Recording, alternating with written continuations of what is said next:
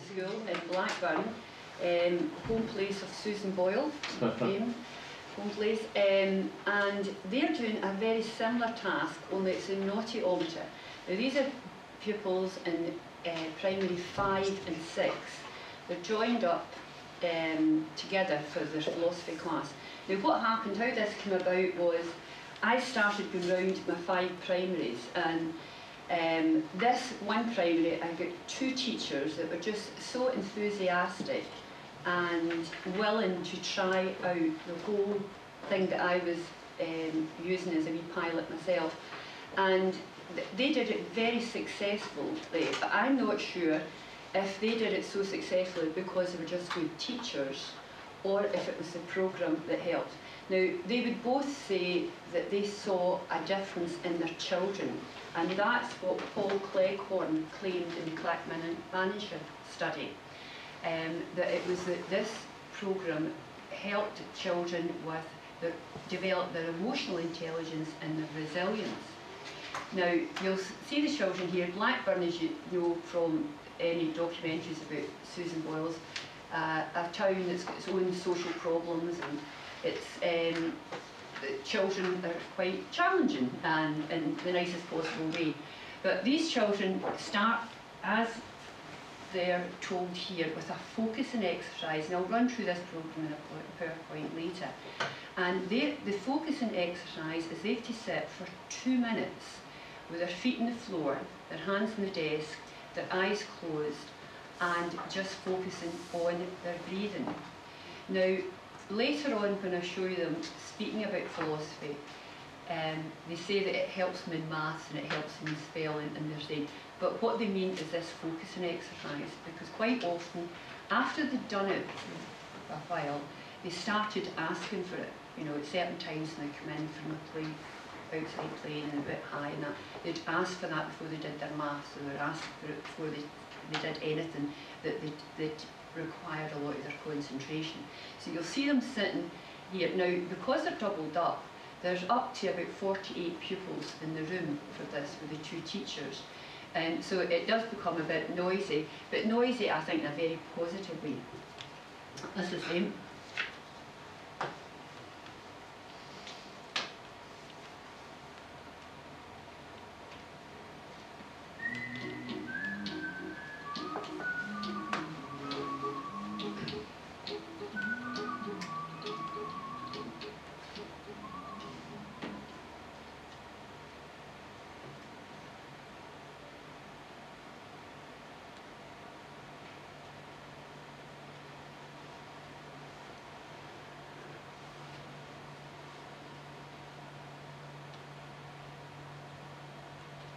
You can see it's Steven Spielberg put nothing to worry about. And that was quite practiced, the one you're going to see later on.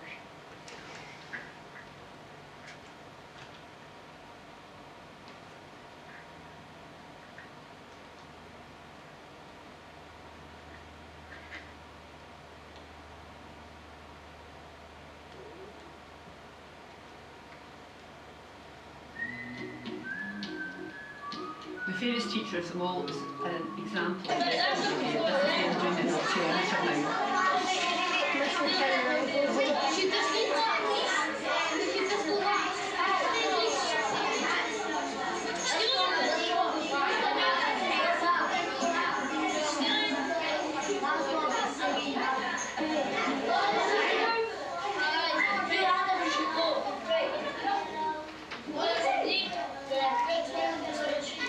Are you sure? Yes. How are you sure?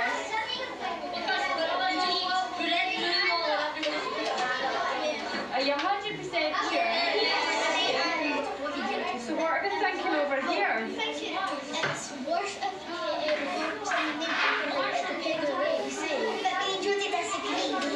So it depends on what you call them. If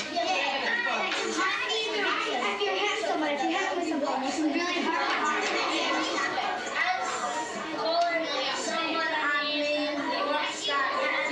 But who thinks it is? Oh! Well, let's get, I want to hear you talking about reasons why it is and isn't, okay? just like this. Because if you Right, guys, who thinks it is worth calling names? Who thinks it's not? Right. So do both reasons then. Okay?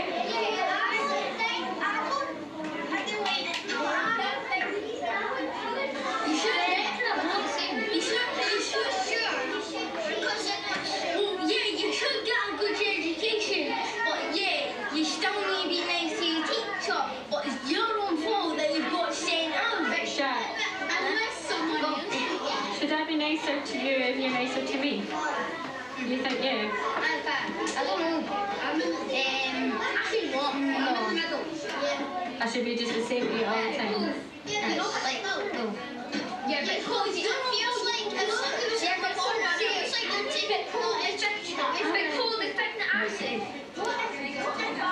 You get the general idea from that about what they're doing. They do thoroughly enjoy it.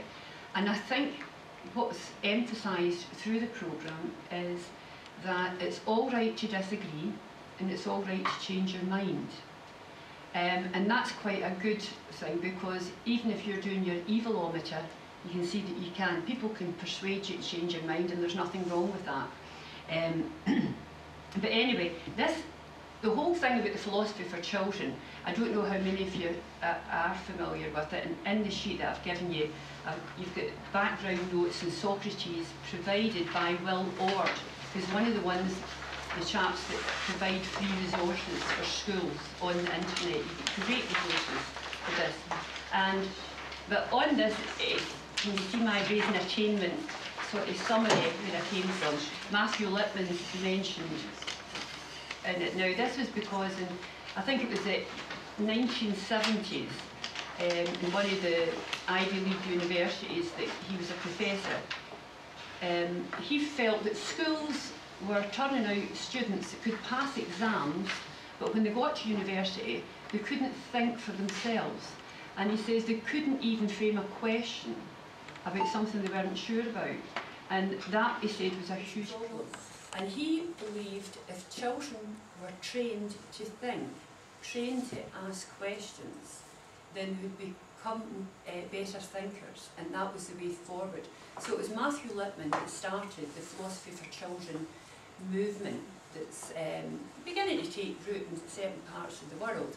And I understand Australia and New Zealand and places like that are now moving up the PISA scales with their achievements or attainment, and it could be something to do this. I'm not 100% sure. I just know that it works in some ways for the children to be thinking and to be taking part in listening, talking, and really getting into a community of inquiry. That's what they're doing, which I didn't see before. I would say that what we are doing now in West Lothian, and with this, the educational psychologists in West Lothian had already brought together 6 ways of raising attainment, and we tweaked it into a more palatable thing to give out to schools. But it's like everything else in schools, you give these out, nobody's got time to look at them. They're not looked at. We've got too many hoops to jump through to actually be creative about our teaching. And the educational psychologists at the class of 2013, last year, I was doing my thing on philosophy for children and it always comes up, well, how do you measure it? How do you measure it? And I'll show you something about the Click Managers study that they did do a way of measuring with Dundee University. And that is a problem about how do you measure attainment? How do you know that children are attaining in your class? It's very difficult. So the educational psychologists got in touch with me after that 2013, and they said that they're interested in doing another wee pilot study. So what we're doing is we're training one of the teachers here, went on to a promoted post, is now a principal teacher in Stonyburn, and the other teacher went to Abu Dhabi, the usual thing. This is when things, you know, you've got the best laid plans and then somebody moves out your cluster and that's it all falls apart. But Paul is still involved in this, and because the educational psychologists are not just for Bathgate cluster, Paul is taking part, and 12 teachers from the academy across the curriculum are going to be trained in this pedagogy. And what we're trying to do, and you've got to be very diplomatic about this, but what we're trying to do is influence pedagogy, make teachers better teachers. I mean, John Hattie says out of 14 ways of raising attainment, 11 of them are dependent on teachers. So obviously that's a key way of moving on. But we all teach the way we were taught. And teaching for thinking is a good habit to get into. I think personally that it would be best if it was part of our initial teacher education.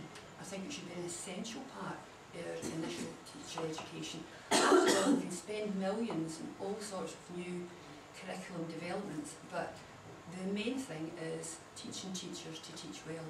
And I think that how we were taught, well, in my case, almost 50 years ago, more than 50 years ago, was relevant for that time.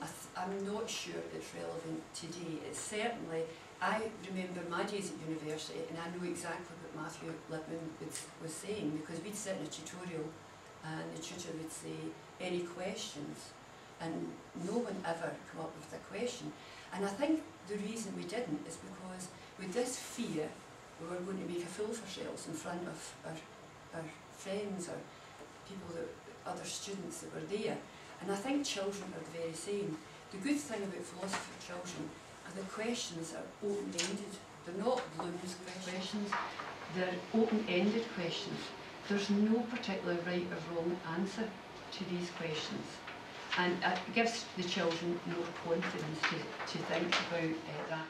Now, in a classroom, you say a question and they put up their hands and somebody says, yeah, you say, oh, they haven't got it right. Well, yeah, I think you're getting there. Does anybody else have it?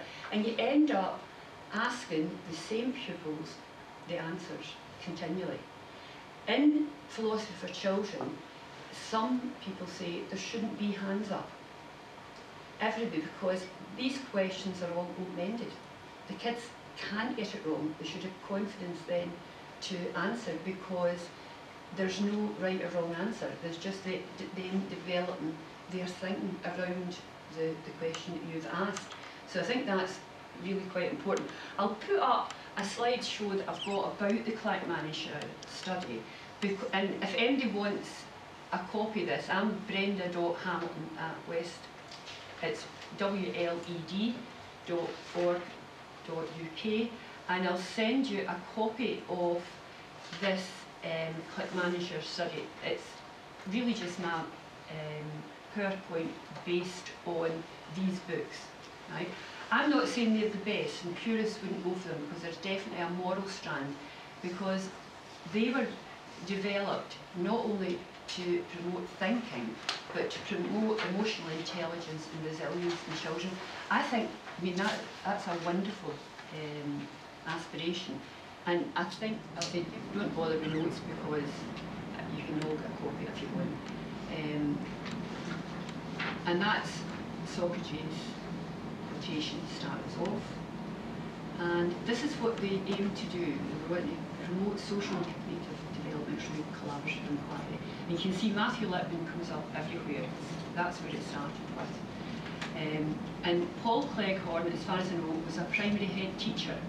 And this programme was put together with him and I think Steve Trickey, who is the educational psychologist involved.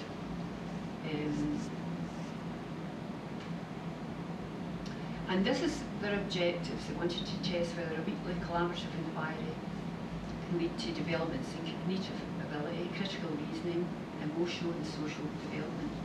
Now, this study is used all over Britain, and yet in Scotland, nothing happened after the initial 15 months. It was a commitment through all the primaries to promote thinking for learning. And it was the University of Dundee that were involved. And this is one that I threw in, which is excellent for me teaching in the area I teach. The one great thing about inclusion is if you're doing philosophy for children, because every child in that classroom has got a voice that needs to be heard and can be heard in that. It's totally inclusive, and it's sometimes children that are challenging in other ways that do think out the box. At the back of your handout, you've got something called the Rocks of Life. You can look at that later if you want. But it's a wee story that's round, and it's from book 3 in the Club Manager programme. So it's for like the primary 7, and I was doing this with a primary 7 pupil. It's a teacher having a jar, and he puts the rocks in the jar and he says that it's full, and the kids say, yeah, it looks quite full, and then he puts pebbles in and it's full again, and then he puts sand in and it gets even more in, so that it's that. And my daughter sent me something that says, you've always got room for a beer. There was in the probably the internet, the same thing about the Rocks of Life, so it must be quite a famous thing. Saying what was important in your life. And so the kids were, you know, they're saying what was important in their life, and they come out with the usual ones, you know, their parents, their friends, their family, you know, their family pets and things. And I said to this wee boy, what would you put in yours? And he says, my memory. And I said, oh, wow. Why would you put in your memory? He says, because you couldn't do anything if you couldn't remember what to do. And it was just so, and I said, that's really amazing. And so that's the good thing about this programme and all the philosophy for children, that they can and do think outside the box. It's practical philosophy. That's why as soon as you come in, the first thing was the evilometer. You know, everybody will tell you, if you do philosophy at university, it's a doing subject. It's not something just to be read. It's a doing subject. John Stuart Mill says that you won't learn to read or write or swim or do anything else. You have to be reading about it. You are told how to, what to do it. So these are the things, and again, self-regulation is one of the main ways of raising attainment, and the self-regulation is part of this. The pupils will speak about it later. I didn't want to lead them. I wanted them to tell me about philosophy. I didn't want to say how is it, but they realise that. Some people object to this part of it because, you know, if you're a purist and you want philosophy, they think the morality part is not really what you should be doing. But I'm quite keen on that as well, and I think it fits in with the easy knows that we've all got to tick boxes about. That's the thinking skills that are involved, and a very important point that we must give children time to think, we must teach them to think, and we must challenge them to think. And that's the problem with our questioning skills. We don't give thinking time, and this is what's lacking, and this is what the programme says we have to do. This is the Socratic Method, open-ended question, skillful question, that's this here.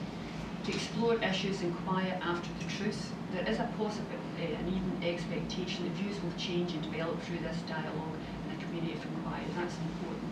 The children can change their mind. They don't need to have a fixed mindset in that. And it's two parts, the rational and the moral structure. The role of the teacher is not a traditional one. It's just really a facilitator in the process.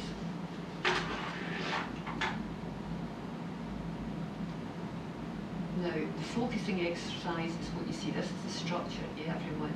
A link with the previous week, pair and group work. There's always a stimulus, a story, a poem.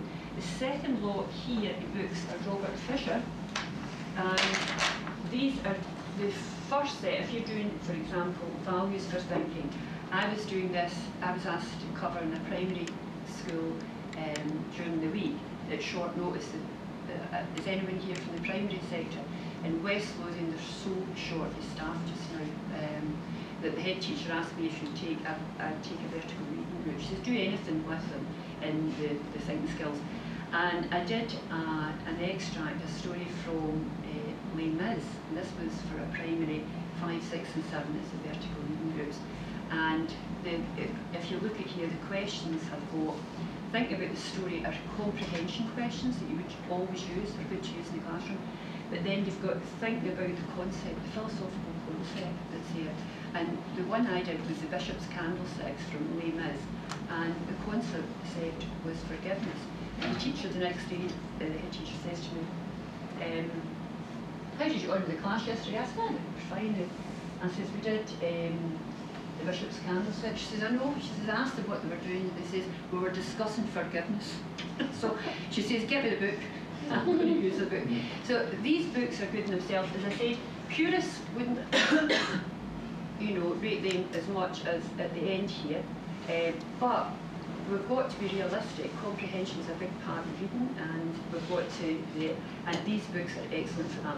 And they start here first for thinking, and a lot of these stories you'll remember yourself and you from school. Does anybody know the one about the 3 wishes and the sausage sticking to the nose?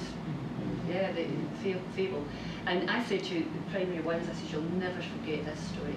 And now, like 6 months on, I'll say, what story will you never forget? See, the sausage sticking to the nose from that. So you've got lots of stories like that, but there's Robert Fisher again, comprehension, start with, and then the philosophical concept. And I have to say, this is not like circle time right through the things, and it's very philosophical, and there's a Socratic question in every lesson.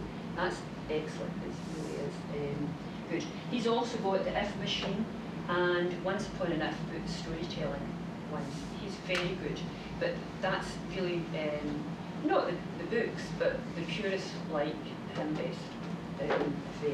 Right, we'll go back, and that's the way the stimulus is a story, poem, whatever it is that happens up, and the dialogue is the key, closure, and thought for the week. They've all got a wee thought to think about over the week. Now this is, well, I don't want to teach my granny to suck eggs, I know you know about that. The open questions and the given thinking time is the key to it all. That's the skillful questioning again from here. Ask all pupils. Now, this is the evaluation that was done, and I've given you an article.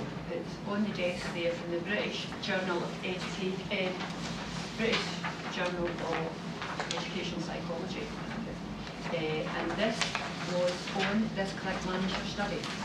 That was on, and I've been told with the Ed Sykes in West Lothian that topping the chart from D University is very, very well respected. So this was a great study. When I show you, I've left these here. This is Sapere, that's the British white, well, it's mainly in England, organisation for philosophy children. They use this study on everything they're doing. And yet this was done and carried out in Scotland, and there's nothing happened around it. We're still jumping through all these hoops for other things to do. So that's and you'll see, I'll show you just now what were the conclusions. Yeah, it did, and I'll give you. Keir Bloomer, incidentally, as far as I know, was head of services at the time when that Click Manager study took place. So he must have been in some way somebody that authorised it to go ahead.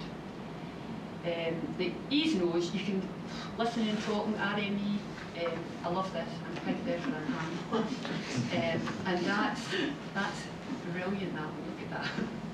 I can't look at it without laughing. I don't know if you can read it. It says, in philosophy, if you study the work of such great philosophers as Descartes, Plato, Nietzsche, Sartre and de Horst is generally acknowledged to be the greatest philosopher who ever lived, though many people still put Descartes before de Horst. That's that. Now, I'll show you the Sapere. As I say, this is based in Oxford. and it's this one. Now, again, you've got that here, and I've got hyperlinks on this to resources, but there's some of them here. But if anybody wants that,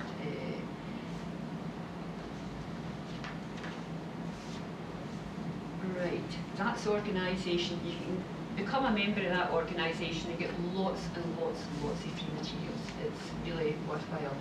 We were originally going to go with them for training, but then, I don't know if anybody here was at Strathclyde University of Jordan Hill, Dr. Claire Cassidy is based in Strathclyde University, and she's going to be involved. And it seems it's easier for us because the nearest trainer for Saturday training, level 1, was in Cumbria.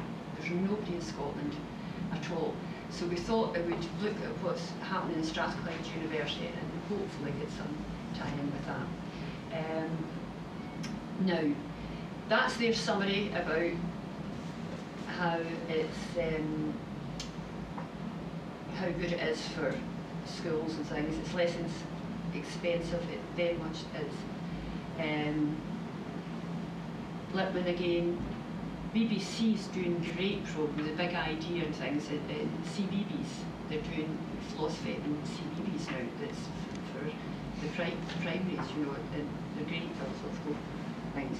Right, now that's what it's saying about your pupils, the teachers, the school, what it does. Now, it's saying here about this.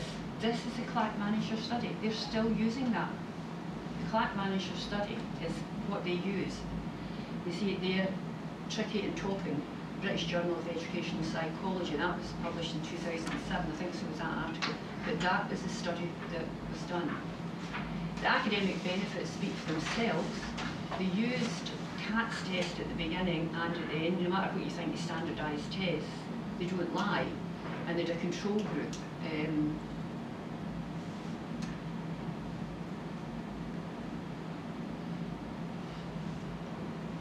Some school, they run Think the School awards now for schools and things. They're used. Again, now the philosophy for children, the top one there, the least money is this Clack Manager. Various other ones, but this one that's there. And that was the control group, that was the experimental group. And interestingly enough, I think it was 2 years down the line when these children, because it was P7 pupils, when these pupils had gone to the secondary, the results were still showing more positive for them than it was for the control group that didn't go through it. So that's their training courses as well. So if anybody wants any information, I've got hyperlinks to these resources here for, on this sheet here. If anybody wants to take it later, I can send you. The philosophyman.com, Will Ord and Mike Fleetwood. If you go onto their emailing list, you get regular things in from Jason Buckley and some of them, and they're substance over style. You know, they're not. They are very much like that I gave out that I added the tasks to. They just come like that and a few words about it, and it's up to the teacher how they use them. But you're not going to get anything very colourful or anything about it. This philosophy for young children is very good. That's a very good one. I haven't brought that with me. I thought I had. And again, that's from a professor at Andrews University, and either, I don't know, I don't want to make assumptions, but his wife or sister or something with the same name, and they've developed this for early primary. It would be P1 or nursery. Lots of things in YouTube on that too, and the critical thing is more for seniors. Right, that's that. Now, do you see if I've any? I would want you to just look at this. This is children, these same children talking, and this was one of my first forays into camera, the wee mobile camera, so you can imagine you'll be dizzy by the end of this. Has there been a moment when you thought, oh, this is the maths, and I've been doing philosophy for about 6 months to this time. If we can get really good answers here,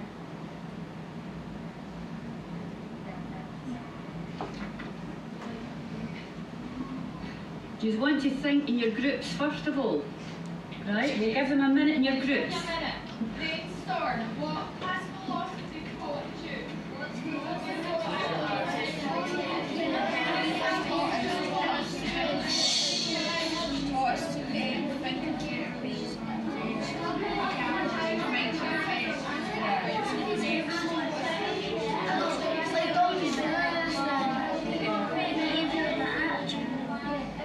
To be more positive about things.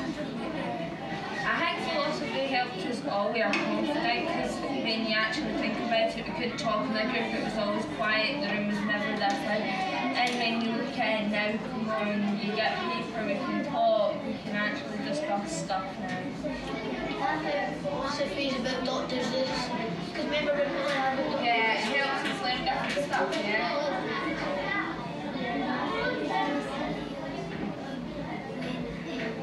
I have no idea what this wee girl's saying, and I was recording her.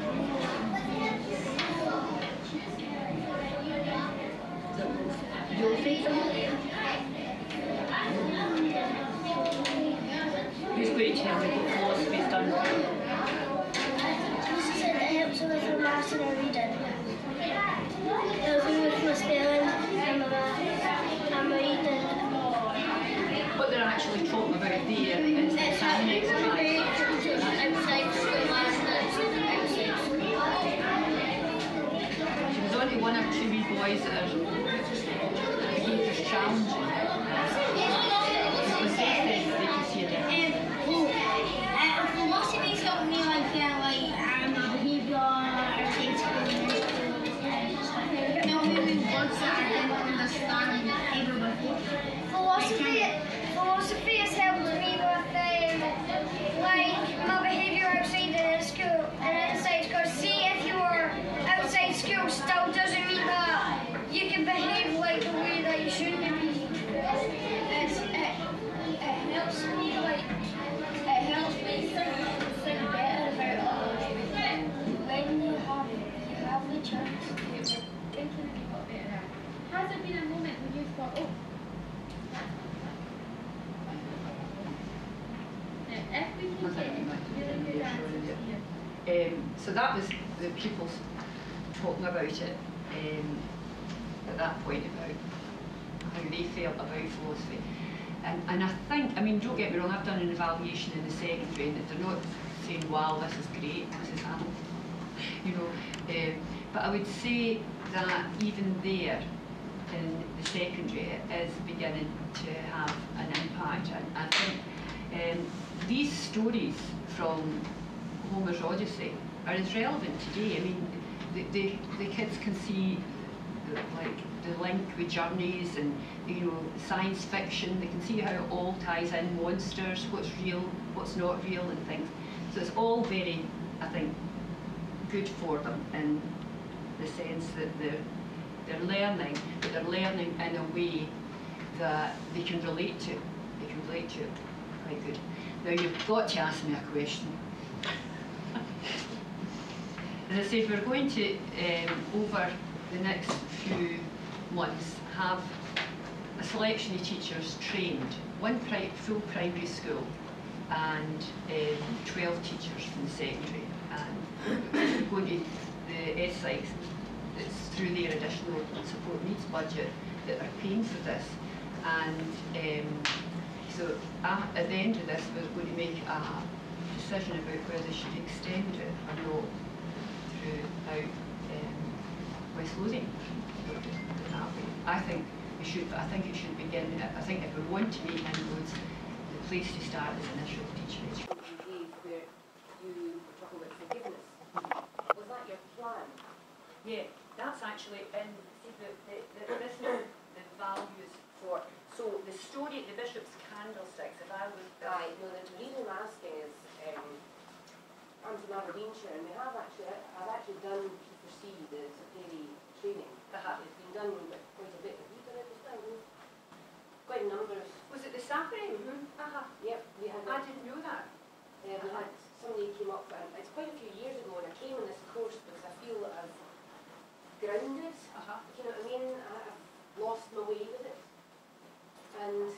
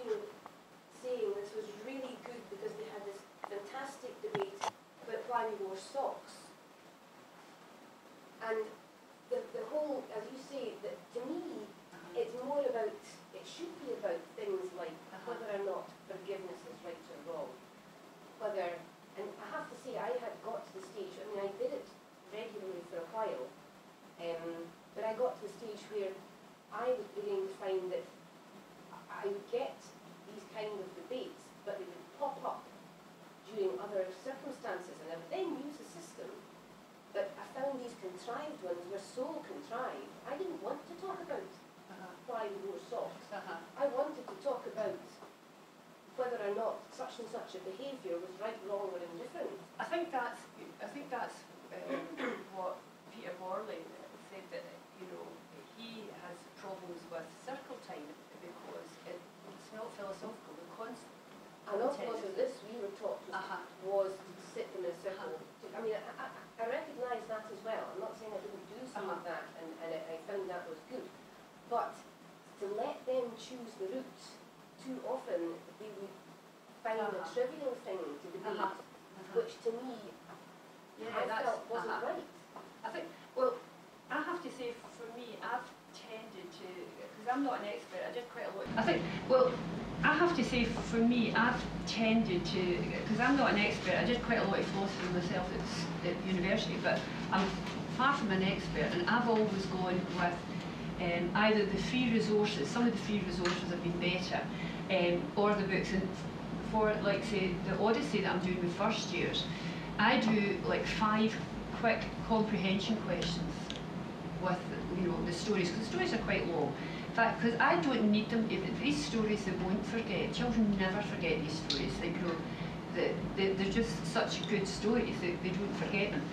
And what I do is I make up a selection of usually Peter Morley's suggestions. I put them in, and I ask the pupils once they've done to look at a question they would like to be discussed. But I've set the agenda because it's from this. I think as a teacher, you're a facilitator, but you've got to be guiding, and you've got to be, so. I would be totally with you. There's no way I'm going to discuss anybody's socks or something either. Well, definitely. That's why I came today. Because I do believe in it as a system, and I have a class at the moment who really need their emotional intelligences upskilled. I think we're all finding that.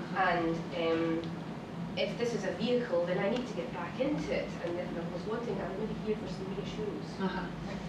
Which I have got, thank you. I think as I said, Dr. Cassidy would be in Strathclyde. I think she would be more towards that end, the Peter Morley. And I think they're great. Peter Morley's books are fabulous. I mean, you can get him online and see him being interviewed on Newsnight or something about philosophy for children.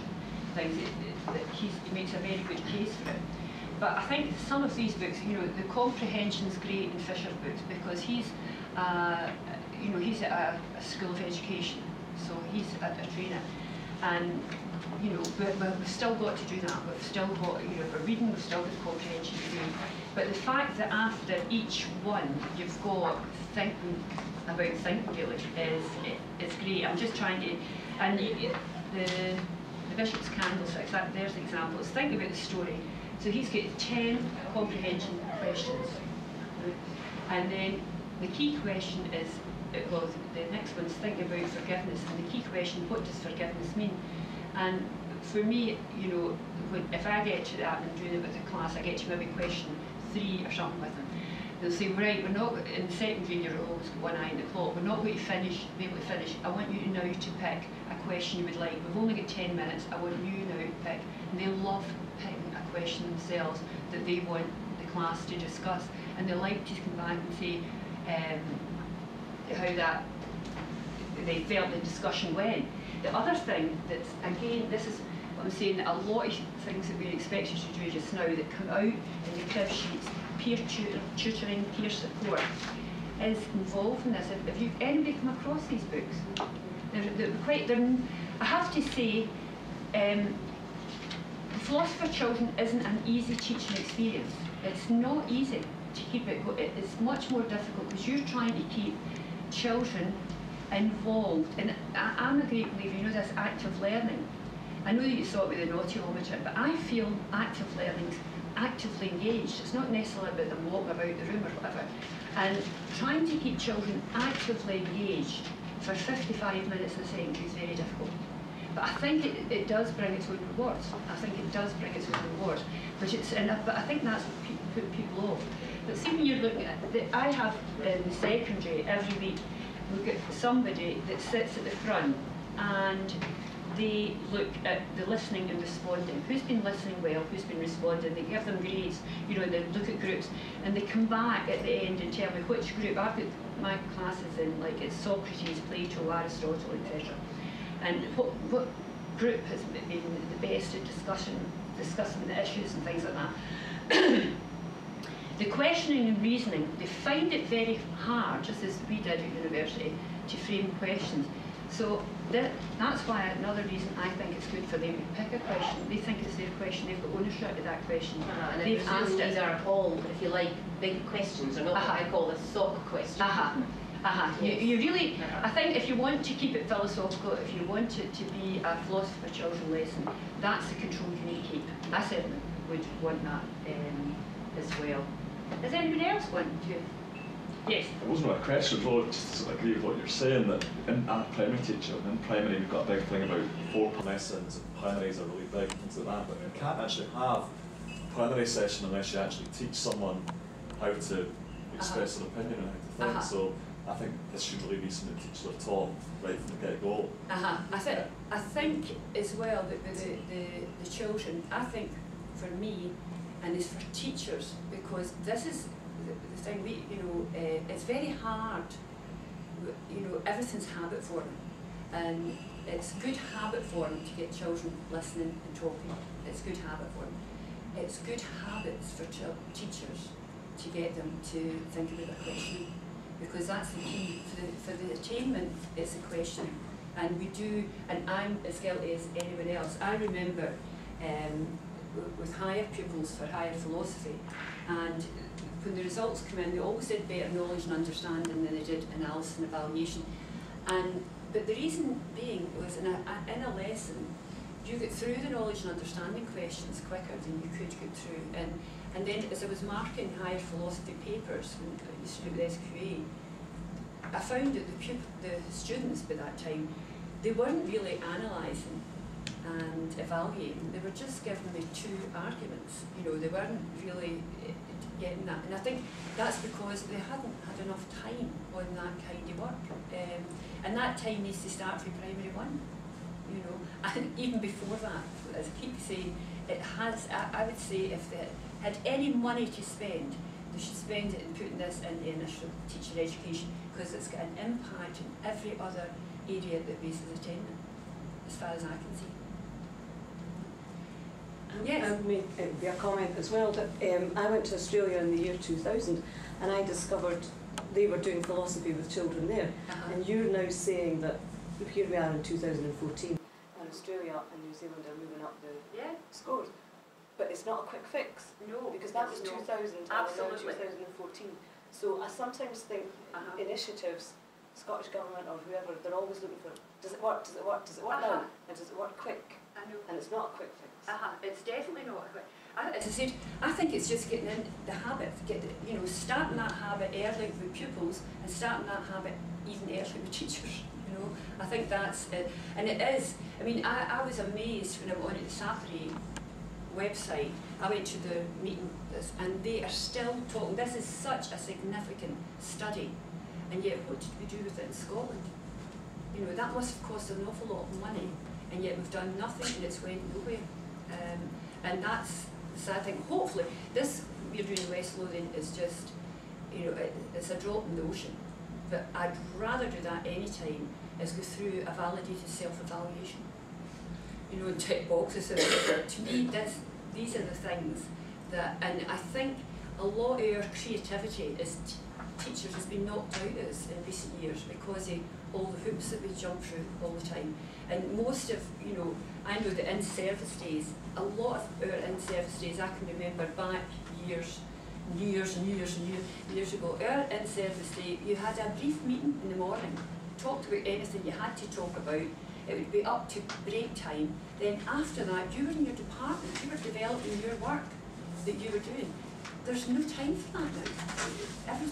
Every bit of an in-service is used up with things, you think, oh, it's only an in-service day, and then you come out and you're really, it's as if, I always feel it's like the analogy of somebody sticking a pin in me.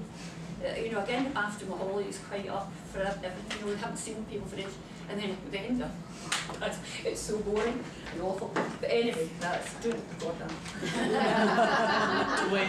I really enjoyed the anything else you want to add? As I said, a feel free to get in touch with me. The other thing is that somebody from Education Scotland, it's getting, it's one of these wee things that's beginning to grow legs and arms a wee bit, got in touch with me just through the week to say that he was interested in what West Lothian was doing as well. So maybe if we get more people involved at that stage, it will have a knock-on effect for us in the classroom. Because as you said, the country is like, and I think they've got, like John Hattie's in Melbourne now, he was in New Zealand, and he's very much into this idea the teacher makes the difference. So we should be spending money in training teachers to do better, rather than spending it on what we do spend on.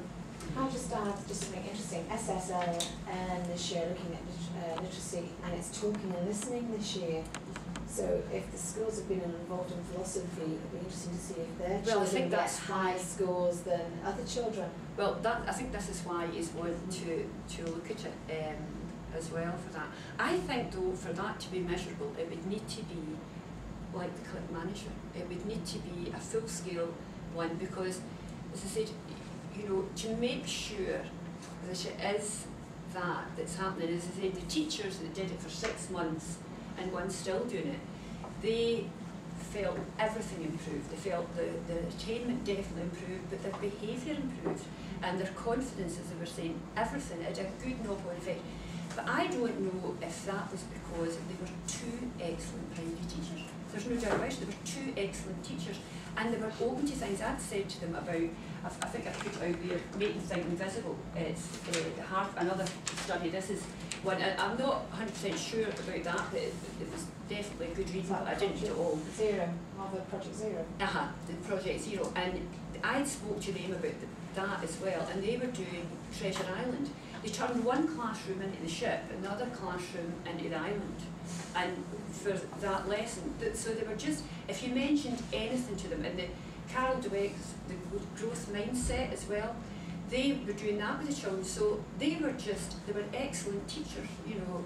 I wish I could clone them as well. They're certainly far better teachers than I ever was myself, but that's the thing about measuring. How do you measure it?